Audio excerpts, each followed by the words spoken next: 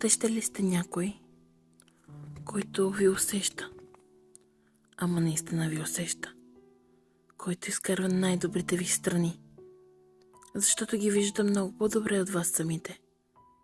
Някой, който ви кара да блестите, да горите, да искате повече, да цъфтите. Някой, с който светите, сияете. Някой, който се отнася с вас с уважение.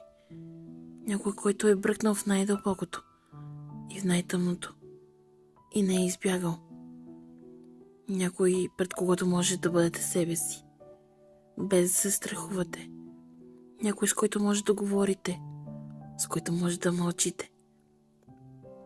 Някой, чието просто съществуване там някъде в пространството ви е достатъчно, за да съществувате и вие. Някой, който е мек, уютен, топъл. Някой, в чието прегръдка да се отпуснете. Някой, който е спокойствие и доверие. И е той. И е там. И няма нужда да е друго. И няма нужда да е другаде. Просто да го има. И това е всичко. Някой, а всъщност е цялата вселена.